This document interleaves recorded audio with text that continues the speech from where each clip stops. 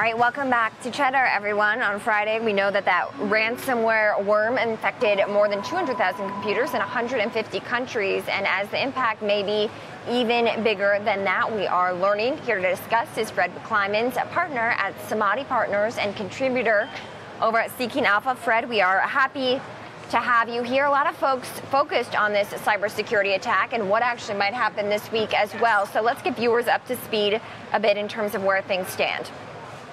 So, as we know, on Friday, there was a ransomware attack that started in Europe and quickly spread throughout Asia and into parts of the U.S.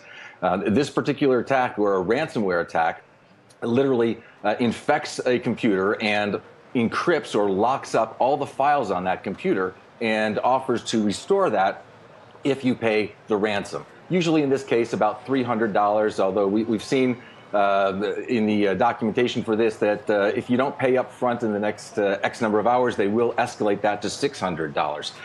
Relatively low cost, but very, very high impact for this event. Yeah, let's talk a little bit about the ransom specifically. You gave a couple price ranges, but isn't a lot of the issue that some of these ransoms are being asked to be paid via Bitcoin, which makes it that much harder to track who's really behind this? Well, this particular attack, it's been called the WannaCry attack, WANNACRY, and it certainly could get a lot worse moving forward. In fact, I think the next big ransomware attack will probably be called Wanna Really Make You Cry. The $300 point and the Bitcoin point, that's sort of a classic ransomware attack that we've come to expect. And the reason for Bitcoin is that while Bitcoin is very transparent in the blockchain world, it's also offering a level of anonymity, and it allows the person holding your files hostage to operate with a little bit of autonomy. You don't really know who they are, and it's proven very effective. At $300, by the way, is about average for the ransom cost across most ransomware attacks.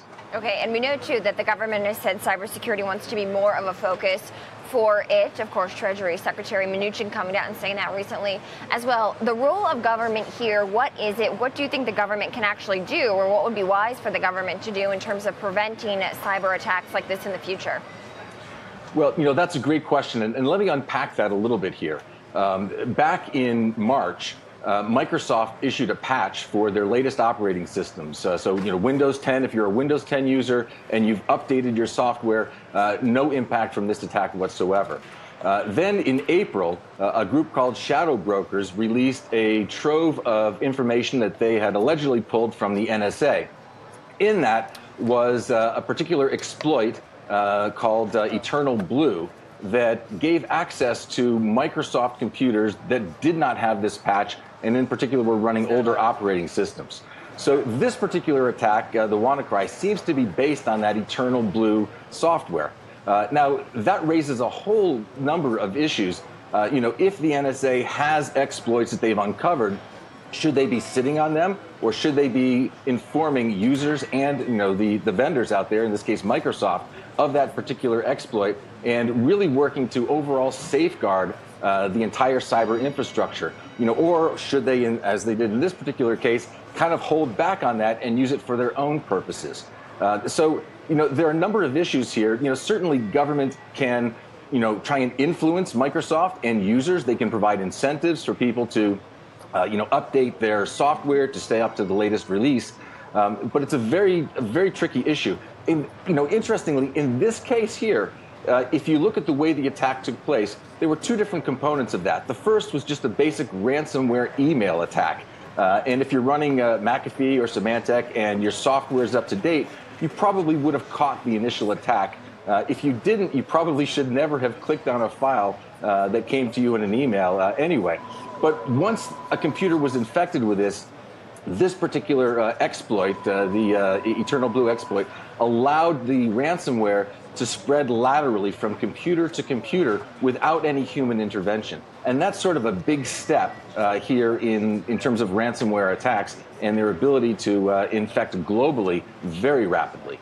Fred, let's dig in on exactly the government's role a little bit more, because Microsoft did come out and say, to your point, whether or not the government should be warning vendors such as Microsoft in this case. Microsoft saying, hey, actually, you should be. If you know this is going on within the NSA, why aren't you alerting us so that we can perhaps be more proactive, or getting our users to be more proactive and updating their software as a need be? I mean, obviously, the company took that highly unusual step, as they said it was, of releasing a patch for computers, even for their older operating systems, which technically they're not really supporting anymore. And the fact that we see this, why is it that we see this more with Microsoft Office and their operating system than on perhaps Apple's iOS?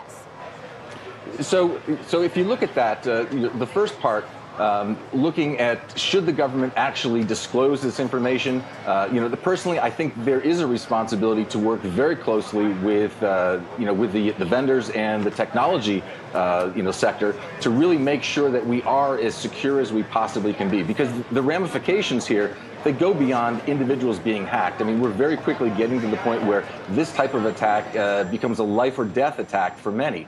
As we saw in the UK, hospitals were particularly hard hit.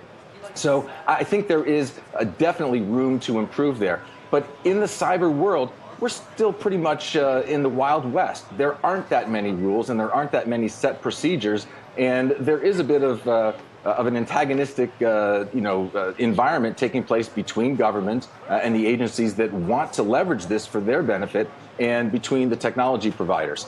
Now, with Microsoft, what you see here is a pretty classic situation where the more common a system is, and the more widespread its adoption and the number of various releases that may or may not be patched, the more likely you are to have a hack that takes place here. I will say that in my experience, the Microsoft operating system has been targeted a lot more than Apple's Mac OS or iOS. And I think is probably a little bit more vulnerable just from the way it's structured.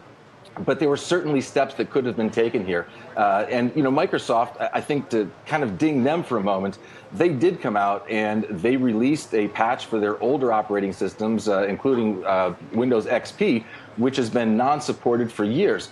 And I think this speaks to the role of somebody like Microsoft. Even after they've kind of wound down support for an OS, they still have an obligation to continue to provide some level of security support, not features and functions, but cybersecurity support that really could go a long way towards making this happen. And then, of course, we need to get users to actually implement the fixes. And that's probably the biggest challenge, because that's a user behavior issue. And a kid in his early 20s was the one who sort of basically tried to smooth things over when this happened. I mean, hospitals affected, FedEx even said to have been affected. So if you were a customer using FedEx or at a hospital over the weekend or even on Friday, I mean, what should you be thinking right now? And is there anything maybe you should do to make sure that you yourself are protected in this? Well, the way this is spreading, again, it's through email, but then it's through networks of computers that are connected together. So once it gets into an organization, it has the ability to exploit the vulnerabilities and move laterally to other devices. If you're a consumer of FedEx, Renault was also hit, Hitachi was hit. If you're one of their consumers, there's really nothing to worry about. But if you're part of their ecosystem as a partner, then you definitely should be concerned about this. I think if you are a victim, and if all of a sudden you find yourself staring at a red and white screen that says, look, ransom, pay up, the first thing you should recognize is that the majority of people who pay ransom don't get their files back. The second thing is the best remedy in this situation is most likely going back to an earlier backup of your files, which again speaks to user behavior. You should be backing up your files on a daily basis. It's not that difficult to do. The technology and the cost is relatively easy and low. So, please, everybody out there, back up your files. That's the easiest way to restore or recover from this type of an attack. Okay, Fred McClimans, a story that a lot of people are following here, and partner at Samadhi Partners, contributor at Seeking Alpha as well. Thank you for joining us. Thank you.